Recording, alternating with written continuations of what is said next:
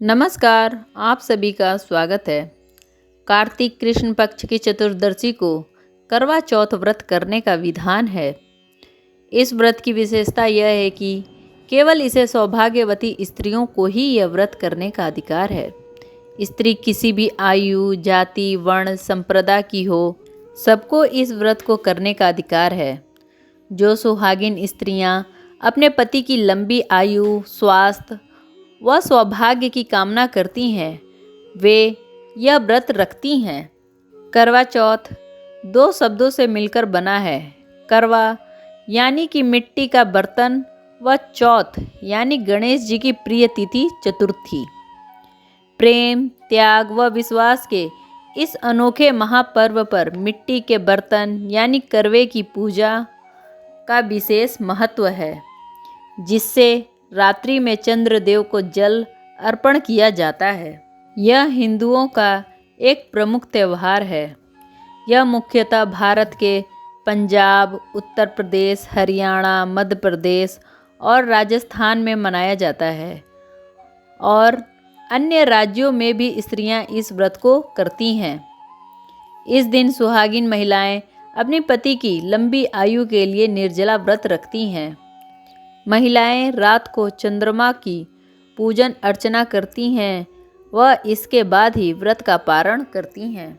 यह व्रत सुबह सूर्योदय से पहले करीब 4 बजे के बाद शुरू होकर रात में चंद्रमा दर्शन के साथ पूरा होता है। महिलाएं कहीं की भी हों, गांव या शहर की, सभी इस व्रत को पूरे दिल से मानती हैं और सुबह से शाम तक भूखी प्यासी रहकर अपनी पति की लंबी उम्र की कामना करती हैं।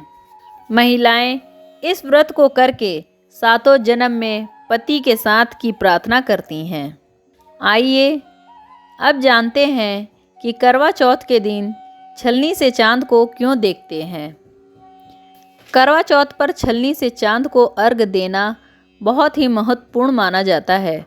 पुराणों के अनुसार चंद्रमा को दीर्घायु देने वाला कारक माना जाता है।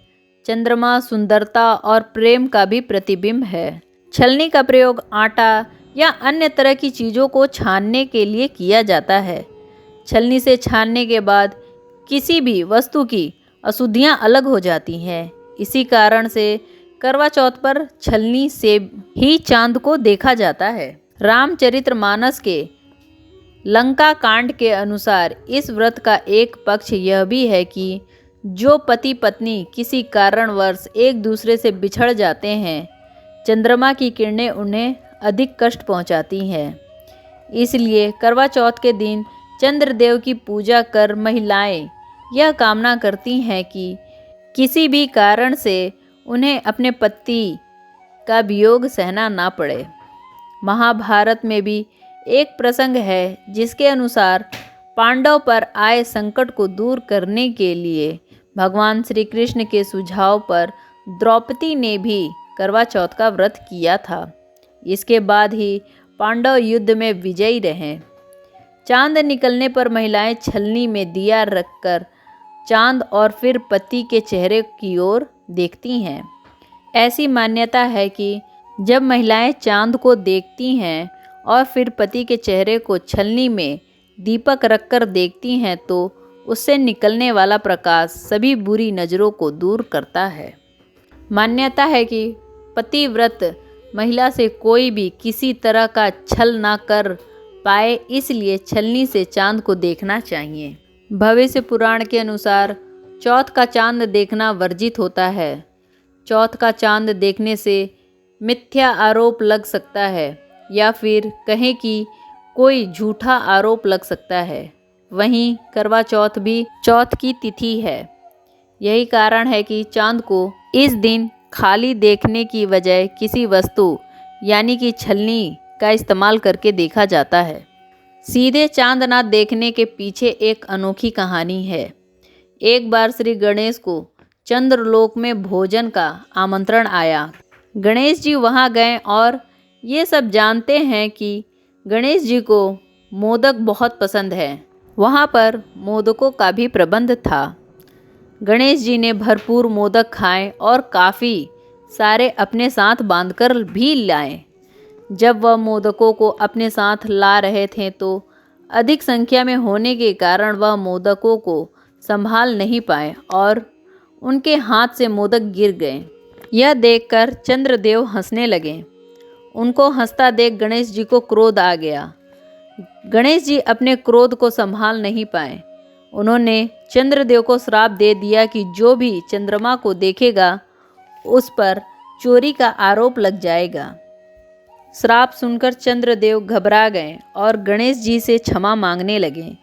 गणेश जी के वश में श्राप को वापस लेना नहीं था, तो उन्होंने श्राप का असर कम करते हुए उसी दिन पर सीमित कर दिया। उस दिन चतुर्दशी थी, तो इस तरह चतुर्दशी का चांद सीधे देखना अशुभ माना जाने लगा। इस श्राप की महिमा इतनी अधिक थी कि छलनी का प्रयोग से ही चांद को चौथ के दिन देखा जाता है। एक और मान्यता के अनुसार करवा चौथ का चांद कार्तिक का चांद होता है। इसे भगवान शिव और उनके पुत्र भगवान गणेश का एक रूप माना जाता है। उत्तर प्रदेश में महिलाएं बड़ों के सम्मान में घूंघट पहनती हैं, इसलिए विवाहित महिलाएं छलनी से चंद्रमा को देखकर उन्हें सम्मान देती हैं। ऐसा कहा जाता है कि जब महिलाएं छलनी से चांद को देखने के बाद पति का चेहरा देखती हैं तो दिए की लौ के साथ उनकी बुरी नज़र और सारी बलाएं भी उतर जाती हैं।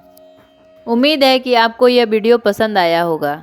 से और जानकारी भरे वीडियो देखने के लिए चैनल को लाइक करें, सब्सक्राइब करें और बेल आइकन दबाना ना भूलें। धन्यवाद।